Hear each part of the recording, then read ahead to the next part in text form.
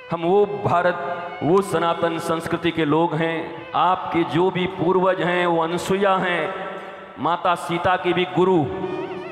सीता जी भी जगत जननी है, जगदम्बा है, भवानी है। पर पातिव्रत धर्म का अगर उन्हें भी ज्ञान लेना हो तो किसी अनसुईया को गुरु मानकर शिष्य की भांति बैठकर माता सीता भी ज्ञान लेती हैं।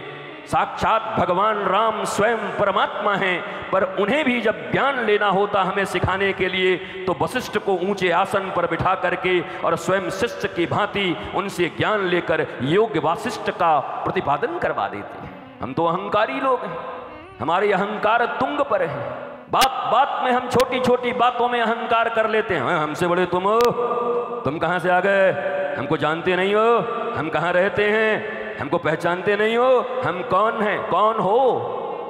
हम भी तो यही पूछ रहे हैं, कौन हो। भारत के ऋषि मनीषी भी यही पूछ रहे हैं, कौन हो। भारत का शास्त्र भी तुमसे यही पूछ रहा है, कौन हो। ब्रह्म सूत्र भी यही पूछ रहे हैं, कौन हो।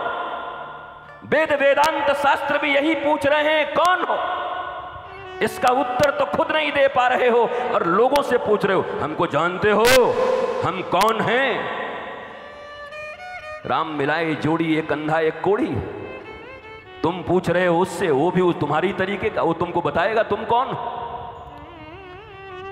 इस ब्रह्मांड का सबसे बड़ा ये प्रश्न है, मैं कौन हूं, मैं कहां से आया हूं, क्या कर रहा हूं, क्या करना चाहिए था, किसके लिए आया था। इस प्रश्न का उत्तर अगर मिल जाए तो ये मानव जीवन सफल हो जाए। पर तुम तो चौराहों पर बैठ के पूछ रहे हो, हम कौन हैं, जानते नहीं। कौन है भैया, कौन है? बताओ कौन हो। सिकंदर के पापा हो,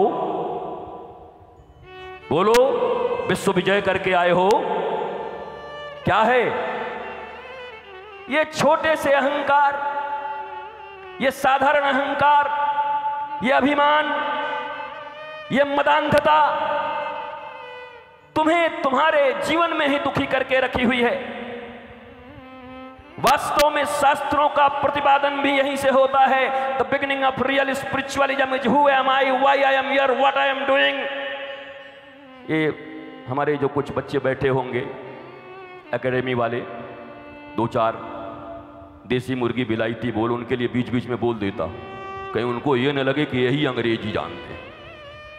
तुम्हारे अंग्रेजी का भी हम पोस्टमार्टम कर देंगे, जितनी इंग्लिश तुम जानते हो। तो यही तो प्रश्न है जीवन में, मैं कौन हूं। और श्रीमद् भागवत इसी का उत्तर दे रही है। अगर अपनी पहचान हो गई तो दुनिया को पहचानने की जरूरत नहीं पड़ेगी। फिर किसी फूफा, किसी जीजा, किसी सास, किसी ननद, किसी पड़ोसी, किसी को पहचानने की जरूरत न पड़ेगी अगर स्वयं की पहचान हो गई। कितना दुर्भाग्य है हमारा, हम सबको पहचानना चाहते हैं पर खुद को पहचानना नहीं चाहते। और एक दिन आयु निकल जाती है और तब पता चलता है मैं ठग लिया गया माया के द्वारा। माया की बात चलेगी तो भारत बड़ा तेज हो गया है। अभी तुरंत फेसबुक पे आएगा, महाराज जी आप तो खुद ही माया में हो, दोनों तरफ एसी लगी हुई है आपकी, और हम लोगों को माया से दूर कर रहे हो। हम काहे को तुमको दूर करेंगे माया से, तुम माया में लिपट लो। और जैसे चींटियां जलेबी की कढ़ाई में उतरकर, गुलाब जामुन के कढ़ाई में उतरकर उसी में चिपक के मर जाती हैं, मर जाइए, हमें क्या है। रस पीने जाइए, रसोई में डूब के खत्म हो जाइए, हमें क्या मतलब है आपको। बोला आपने तो एसी लगाया है, लगना भी चाहिए मेरे पास एसी। इसलिए लगना चाहिए कि मैंने अपने भीतर में भी ईर्ष्या को मार करके अपना भीतर भी एयर कूल्ड बना लिया है। बाहर कोई कुछ करे कोई फर्क नहीं पड़ता, हमारी ठंडक बनी हुई है तो बाहर भी ठंडक बना हुआ है, वो बना रहेगा, इसमें कोई बुरी बात नहीं।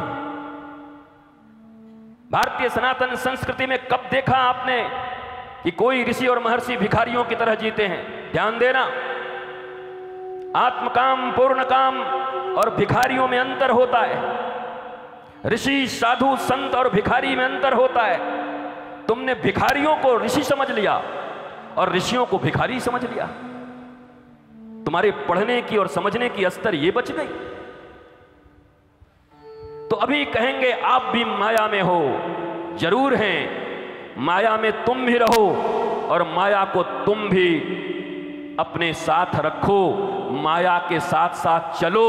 पर उससे पहले सिर्फ एक सावधानी बरत लेना, माया तुम्हारी सेवा करेगी अगर तुम मायापति की शरण में रहकर माया से पहचान करोगे, और मायापति से दूर रहकर अगर माया के साथ रहोगे तो वही माया खा जाएगी, तुमको समाप्त कर देगी।